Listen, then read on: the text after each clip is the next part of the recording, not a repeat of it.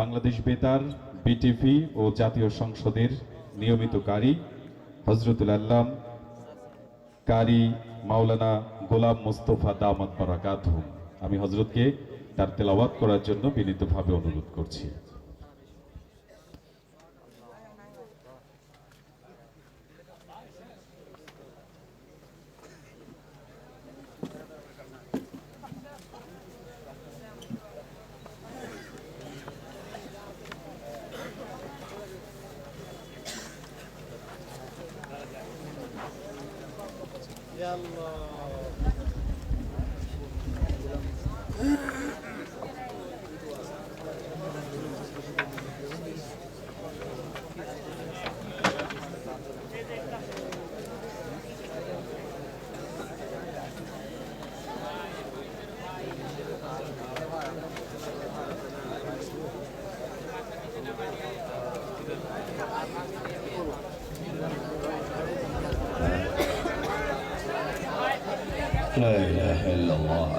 Mic ঠিক করেন, আমি এখান থেকে তেলাওয়াত করব। রিদম দেন, মিক্সচার দেন, দ্বিতীয়বার যেন বলতে না হয়। আসসালামু আলাইকুম ওয়া রাহমাতুল্লাহি ওয়া বারাকাতুহু। আপনারা সবাই ভালো আছেন? আমরা মোনাজাত করব কিছুক্ষণের মধ্যে। আমি গত 40 বছর যে পার্লামেন্টে তেলাওয়াত তর্জমা করি তার কয়েকখানা আয়াতে কারিমা তেলাওয়াত করব এবং তার তর্জমা করব। সংক্ষিপ্ত দুই একটি আয়াতের তাফসীর করে আমরা মোনাজাত দেব। আপনাদের অনেক কষ্ট হচ্ছে? আউযু বিল্লাহি মিনাশ শাইতানির রাজীম। বিসমিল্লাহির রহমানির রহিম।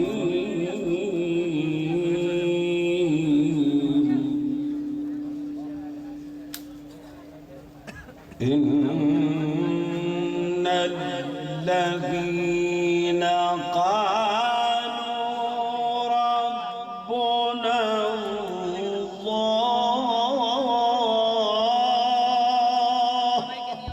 আল্লাহ ক্বালু রাব্বুনা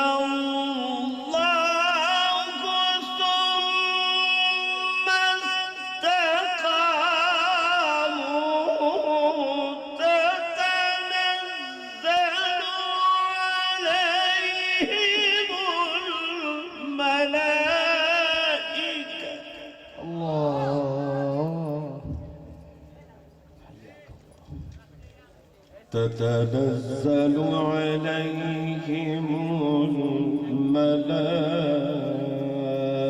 الملائكة ألا تخافوا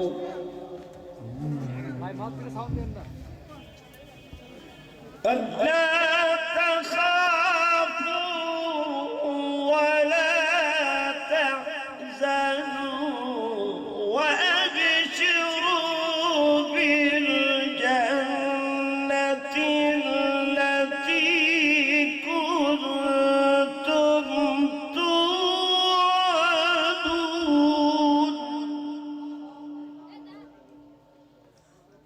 মহান রব্বুল আলামিন এই আয়াতে কারিমার মধ্যে বলছেন, যারা বলে আমাদের রব আল্লাহ, আমাদের রব কে? আরো চিৎকার মেরে বলি, আমাদের রব কে? আল্লাহ। সুম্মা ইসতাকাম, এর উপরে সে দৃঢ় থাকে, নামাজ পড়ে, রোজা রাখে, হজ করে, যাকাত দেয়, ছেলে মেয়েকে আলেম ফাজিল কামেল মুহাদ্দিস মুফাসসির বানায়। মহান রব্বুল আলামিন বলছেন, তাতানাজ্জালু আলাইহিমুল মালায়েকা, তাদের প্রয়োজনে আমি তাদের কাছে ফেরেশতা পাঠিয়ে দিই। সুবহানাল্লাহ।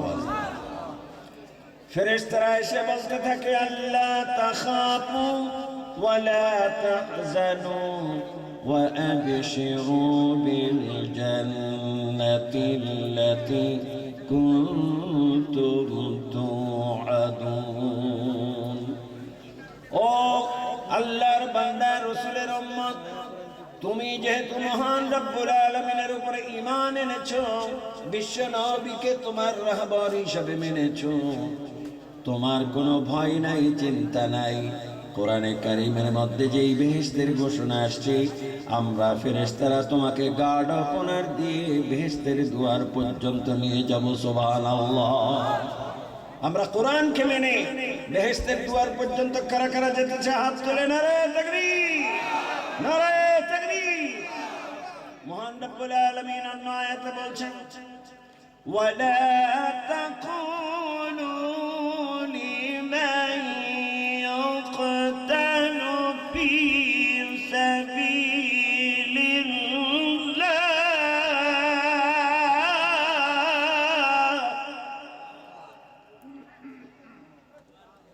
في سبيل الله أموات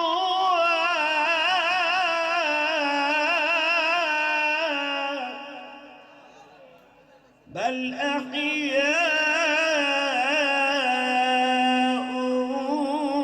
ولكن لا تشعرون।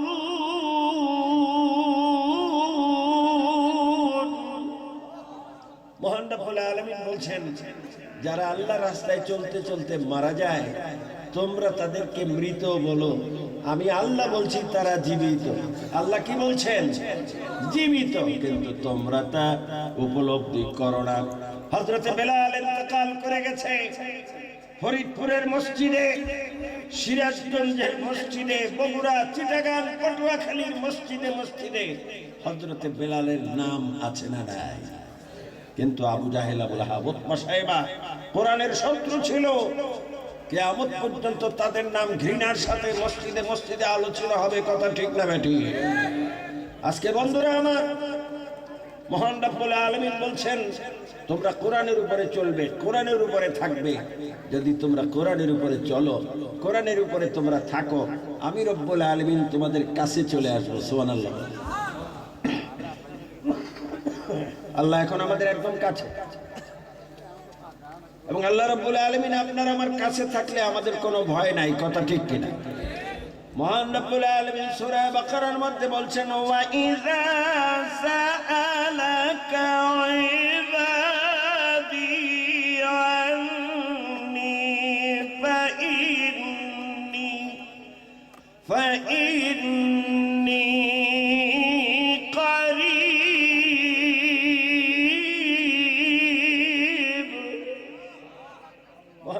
আলামিন বলেন, হে রাসূল, আপনাকে ওরা জিজ্ঞাসা করে আল্লাহ কোথায়, আপনি বলে দিবেন আমাকে যখন আমার বান্দা ডাক দেয় আমি তার একদম কাছে চলে আসি। সুবহানাল্লাহ।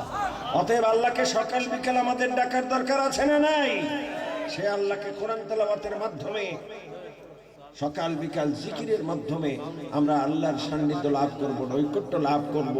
আর নচেত আমরা ফিতনা ফাসাদের মধ্যে জর্জরিত হব। আমাদের হাসর নাসর হবে সেই আবু জাহেল, আবু লাহাব, উতবা, সাইবার সাথে। আমার বিশ্ব নবীকে এই আবু জাহেল, আবু লাহাব, উতবা, সাইবা মিথ্যা কেস দিয়ে আমার রাসূলকে 3 বছর জেলে দিয়েছিল। আজকে কোরআনের 1 নম্বর কথা যারা বলে তাদের কেউ কেউকে জেলে যেতে হয়। কথা ঠিক না বেঠিক? এজন্য মহান রব্বুল আলামিন বলেছেন, কোরআনের পথে চলতে চলতে যাদের ফাঁসি হয়, যাদের জেল হয়, যাদের হাত কাটা যায়, পা কাটা যায়, এমন লোক সাহাবাদের মধ্যে ছিল, তাবেঈনদের মধ্যে ছিল, তাবেঈনদের মধ্যে ছিল, এখনো আছে। কথা ঠিক না বেঠিক? অতএব কারণে মহান রব্বুল আলামিন যাতে আমাদেরকে হকের উপরে, কোরআনের উপরে চলবার তৌফিক দেয়। আজকের আয়োজক যারা, মারকাজুত তাহফিজ মডেল মাদ্রাসা পাংশা, বৃহত্তর ফরিদপুরের মধ্যে এত বড় সুন্দর কেরাত মাহফিল, আমরা প্রায় 3 ঘন্টা পূর্বে আসছি, দেখছি মাশাআল্লাহ প্যান্ডেল ভর্তি। এখন প্যান্ডেল খালি হয়েছে, তাতে আমাদের কোনো দুঃখ নাই। কারণ হলো, কথা ছিল 11টার মধ্যে মাহফিল শেষ করতে হবে, কিন্তু তেলাওয়াতকারীরাও আনন্দ ভরে তেলাওয়াত করেছে, আপনারাও তাদের তেলাওয়াত মহান করে শুনেছেন। কিয়ামত পর্যন্ত যাতে প্রতি বছর এখানে এই প্রতিষ্ঠানের মাধ্যমে যাতে কেরাত সম্মেলন হয়, কারা কারা চাই হাত তুলে আল্লাহু আকবার, আল্লাহু আকবার। আমার জীবন থেকে শোনেন, কোরআনের 1 নম্বর কথা বললে কি বিপদ? পার্লামেন্টে কোরআন তেলাওয়াত করে দিচ্ছি, বিখ্যাত আয়াত, যেটা আপনারা সবাই জানেন। আমাকে ডেকে পাঠিয়েছে পার্লামেন্ট, হুজুরকে ডাকো। কি আয়াত তেলাওয়াত করলাম?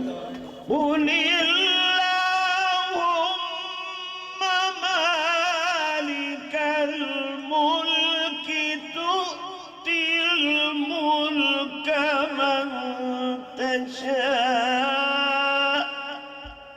বিখ্যাত আয়াত।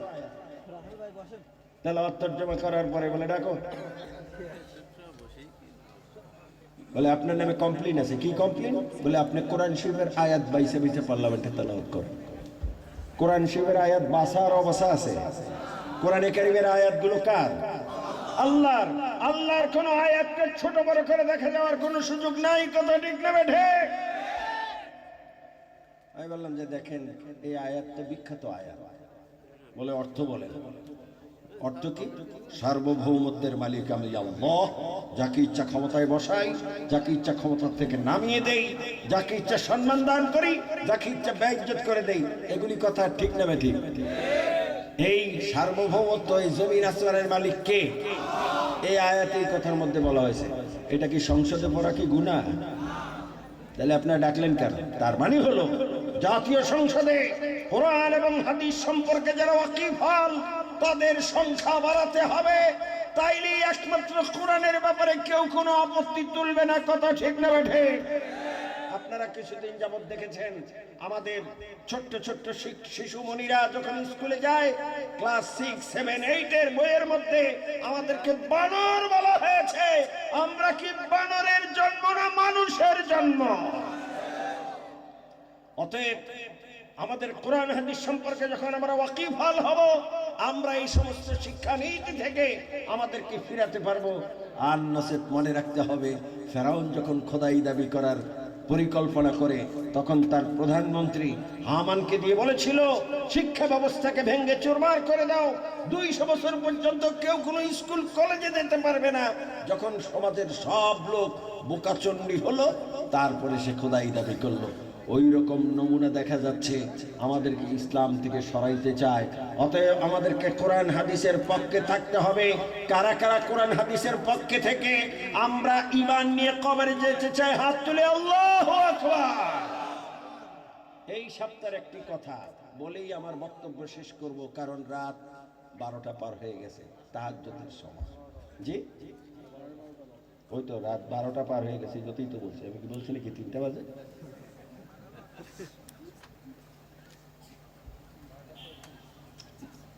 নর্থ বেঙ্গলে আমাকে পশ্চিমা দাদাদের কিছু দালালের সম্মেলন হচ্ছে। আপনারা ফেসবুকে দেখেছেন? ওখানে 10-15 হাজার লোক একত্র হয়েছে। ওরা আমাদের শেষ নবী, বিশ্ব নবী সাইয়্যিদুল মুরসালিন রাহমাতুল্লিল আলামিন সৈয়দনা আহমদ মুস্তাফা মুহাম্মদ মুস্তাফা সাল্লাল্লাহু আলাইহি ওয়াসাল্লামকে ওরা নবী মানে না। যারা আমার রাসূলকে নবী মানে না, ওরা মুসলমান না, কাফের। সেই প্রতিবাদ করতে গিয়ে একজন শহীদ হয়েছে আর শত শত লোক আহত। অতএব কারণে ইসলাম সম্পর্কে আমাদেরকে এই কোরআনকে সামনে নিয়ে আমাদের প্রত্যেকের ঘরে ঘরে মক্তব চালু করতে হবে, প্রত্যেকের ঘরে ঘরে তালিম চালু করতে হবে, প্রত্যেকে কোরআন সম্পর্কে অবহিত হতে হবে। তাইলে এই দেশে কাদিয়ানীরা মাথা ছেড়া দিয়ে উঠতে পারবে না। কথা ঠিক না বেঠে? পরিশেষে আমি মহান রব্বুল আলামিনের কোরআনের একখানা মুজিজার কথা আমি বাংলাদেশের 13 বার ফার্স্টে কোরআন তেলাওয়াত করার জন্য বিশ্বের বুকে গিয়ে 4 বার আন্তর্জাতিক পুরস্কার পেয়েছি কেরাত বিষয়ে।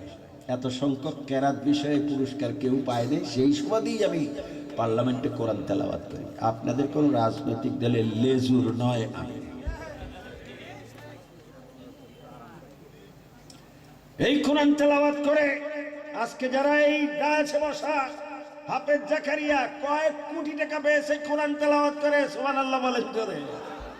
আদেল কয়েক কোটি টাকা পেয়েছে কোরআন তেলাওয়াত করে, সুবহানাল্লাহ বলেন।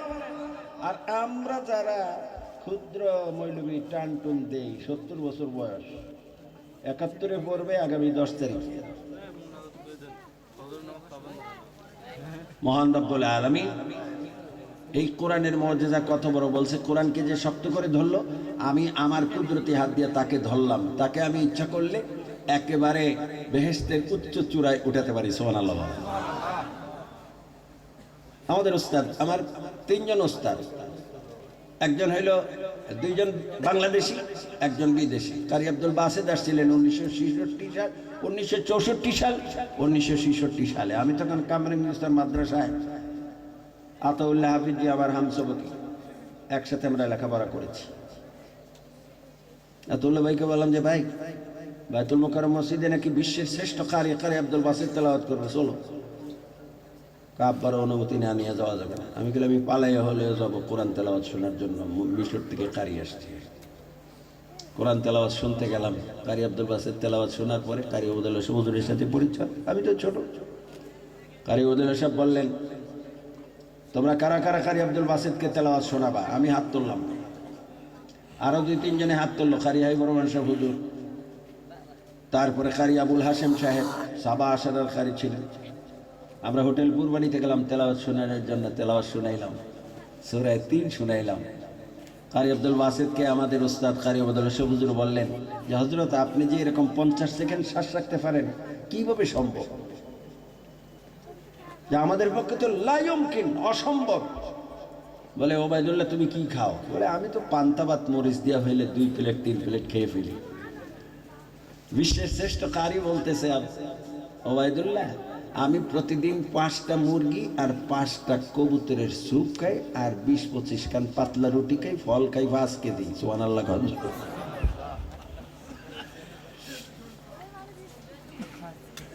ওস্তাদ বলে গেলেন, এই কণ্ঠটা আল্লাহর দেওয়া, এটাকে হেফাজত করতে হবে, পান্তা পুন্তা কম খাইবা কারি ওবায়দুল্লাহ।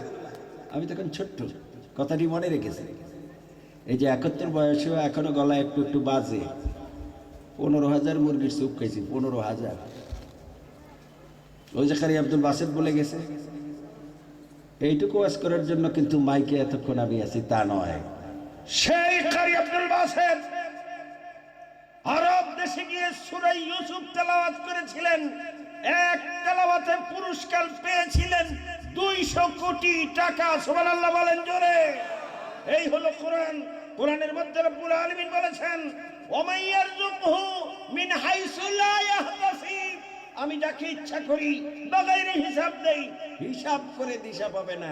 কারি আব্দুল বাসেদ তেলাওয়াতের আগেও মনে করছিল হয়তো 5 কেজি 10 কেজি স্বর্ণ দিয়ে দিবে, দিয়ে দিছে একটা অ্যাপোসি হেলিকপ্টার। আজ থেকে সেই 50 বছর আগের ঘটনা, পত্রিকায় আসছে যার মূল্য 200 কোটি টাকা। সুবহানাল্লাহ জোরে বলবেন। অতএব ছেলে ফেলেকে আলেম বানালে, খালাতো ভাই মামাতো ভাইকে আলেম বানাবে, মেয়েদেরকে আলেম বানাইলে দুনিয়া আখিরাতের ভালাই আছে। কথা ঠিক না বে ঠিক? আমি ক্ষুদ্র মানুষের কথা তো আমার ছেলে বলছে, কারি মঞ্জুর, আমার ছেলে ভেজো ছেলে বলে হুজুর ছেলেও কারি বাপও কারি, কারণ একটা দোয়া শিখিয়ে দিয়ে যাই। আপনাদের এই থানাতে আমি 4-5 বার আরো আগে মাহফিল করতে আসছি, একটা দোয়া শিখিয়ে দিয়ে যাই, যদি 10 বছর বেঁচে থাকি এরকম ছোট্ট একটি ছেলে আমার পাশে তেলাওয়াত করবে, আমার চাইতে 10 গুণ সুন্দর করে। কোরআনের আয়াত আছে ভিতরে, সুবহানাল্লাহ। কোরআনের ভিতরে আল্লাহ বলছেন, ওয়ানুনাজ্জিলু মিনাল কোরআনি মা হুয়া শিফাউ ওয়া রাহমাতুল লিল, সব অন্তরের চিকিৎসা, বাহ্যিক চিকিৎসা, পেটের চিকিৎসা, পিঠের চিকিৎসা, মাথার চিকিৎসা সব কোরআনের মধ্যে দিয়েছে। সুবহানাল্লাহ। এখানে আয়াত শিখিয়ে দিয়েছেন রব্বুল আলামিন। সর্বশেষ আয়াত, রব্বানা হাব লানা মিন আজওয়াজিনা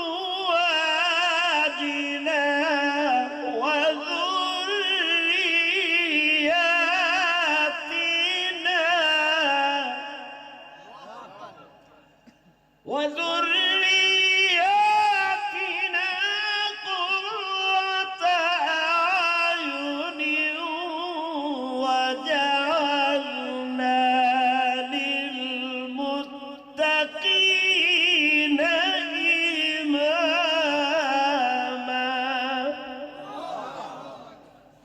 1 লাখ মুখস্থ করা যাবে না? মহান রব্বুল আলামিন বলছেন, এই আয়াত পড়া বাচ্চা কাচ্চা পদেই করো, পেটতন খালি মৌলবি বেরিব। ফরিদপুরের বিখ্যাত সন্তান মাওলানা শামসুল হক ফরিদপুরি রাহমাতুল্লাহ আলাইহি বের হয়ে আসবে। বাইতুল মুকাররম জাতীয় মসজিদের খতিব আল্লামা ওবায়দুল হক বের হয়ে আসবে, হাফিজ হুজুর বের হয়ে আসবে, পীর হুজুর বের হয়ে আসবে। ওই সিলেটের শেরে বাঙ্গাল মাওলানা মোহাম্মদ রহমতুল্লাহ আলাইহি বের হয়ে আসবে। এই দোয়া পড়ে আমাকে আমার আব্বাজান পদাই করছে, আর আমিও পদাই করে দিয়েছি কারি মঞ্জুরকে। কেমন লাগে? এই ওয়াজ করলাম কোথায়? এই পর্যন্ত 5000 তাফসীর মাহফিল করছি। ইউটিউবে টিপ দিনে মাওলানা কারি গোলাম মোস্তফা, এই ওয়াজটি আছে আমার প্রায় প্রত্যেকটি মাহফিলে। এই আয়াতের ফাজাইল হইল এই, কেউর স্ত্রী যদি, এখানে মহিলা প্যান্ডেল আছে কিনা আমি জানি না, কেউর স্ত্রী যদি 80 কেজি, 90 কেজি, 120 কেজি ওজনের হয়, তার পেটে যদি সন্তান আসে, তার টেনশনের কোনো কারণ নাই। এই আয়াতের ফজিলত হইল ওই মহিলার বাচ্চাটি এই কোরআনের আয়াতের বিনিময়ে একেবারে পেটের ব্যথা ছাড়া যেমনি ভাবে আমার রসুল পৃথিবীতে আসছে, মা আমেনা টের পায়নি। এই আয়াত পেটে বাচ্চা আসার পরে স্বামী এবং স্ত্রী প্রত্যেক দিন নামাজের পরে, ফরজ নামাজের পরে একবার করে তেলাওয়াত করবে। ওই 120 কেজি ওজনের মহিলার বাচ্চাটি সহজভাবে প্রসব হবে, টের পাবে না। সুবহানাল্লাহ করবে। এবার আমার বাস্তব জীবনের ঘটনা শোনেন। আজ থেকে 6-7 বছর আগে বগুড়ায় গেছি ওয়াজ করতে। এই ওয়াজ করে আসছি। 2-3 বছর আগে যখন ওয়াজ করতে গেছি, তো দেখি স্টেজের পিছনে বাচ্চা একটা কান্দে, ওয়া ওয়া করে। মাহফিলের সভাপতি বললাম, সভাপতি সাহেব ভলান্টিয়ার নাই? বলে কেন? বলে পিছনে 5-7 পিছনে বাচ্চা কান্দে। মহিলা পিছনের থেকে কয় কি, কয় হুজুর আপনার একটা বাচ্চা, ওইটা ফেরত দিতে আসছে। বিপদে বললাম না, আমি থাকি ঢাকায়, শেরপুরে আমার বাচ্চা খাইছে, তুই ইজ্জত তো গেছে। সভাপতি সাহেব তাড়াতাড়ি যান, গিয়ে সামলান। সভাপতি সাহেব গেছে পরে বাচ্চার বাপ বলতেছে, দেখেন হুজুর একটা দোয়া শিখিয়ে দিয়েছিল, ওই দোয়া পড়ার পরে আমার স্ত্রীর শরীরের ওয়েট হলো 95 কেজি। আমার স্ত্রীর বাচ্চাটা রাত্র 3টার সময় হয়েছে। যখন বাচ্চাটা হয়েছে আমার ঘুম ভেঙে গেছে, আমি ঘুম থেকে ওইটা দিকে আমার স্ত্রীর নাক ডাইকা ঘুমায়, কিন্তু বাচ্চা প্রসব হয়ে গেছে, আমার স্ত্রীর ঘুম ভাঙ্গে না। এর নাম কোরআন। এই কোরআনের শেষ আয়াত বলে বক্তব্য শেষ করে মোনাজাত করে। স্টেজে যারা বসা তারা কোরআন পড়ে, তারা কোরআনের দালাল, আমরা কোরআনের দালাল। মহান রব্বুল আলামিন বলছেন, এক একখানা আয়াত পড়বা আর বেহেশতের একখানা চাবি দিয়ে দিব। 6666 আয়াত পড়বা, জান্নাতুল ফেরদাউসের মালিক তোমাকে বানিয়ে দিব। সুবহানাল্লাহ। ওই বাচ্চার বাপ বলতেছে, হুজুর এর আগে আমার 2টি বাচ্চা আছে, দোনোটা সিজার অপারেশন। মাত্র 3 বছরের এই আমলের কারণে আমার 95 কেজি ওজনের এই মোটা মহিলা ঘুমের মধ্যে বাচ্চা প্রসব করেছে। অতএব আমি এই বাচ্চা নিব না, বাচ্চা আপনাকে দান করে দিলাম। ততক্ষণে মানুষ ঠান্ডা হয়েছে, কয় খাইছে তো। আমি শেরপুরের এই 10,000 লোকের জিজ্ঞাসা করলাম, ভাই বাচ্চাকে আমি নিয়ে যাবো না ফেরত দিব? কয় হুজুর উনি আপনাকে দান করে দিয়েছে, আপনিও দান করে দেন। সুবহানাল্লাহ। অতএব সেই কোরআন আমাদের শিখা দরকার আছে না নাই? দুরূদ শরীফ পড়েন, বালাগাল উলা বিকামালিহি কাশাফাত দুজা বিজামালিহি হাসুনাত জামিউ খিসালিহি সাল্লু আলাইহি ওয়া আলিহি। ওই সভাপতি সাহেব আসেন, কি বক্তব্য আছে বলেন, মোনাজাত হবে।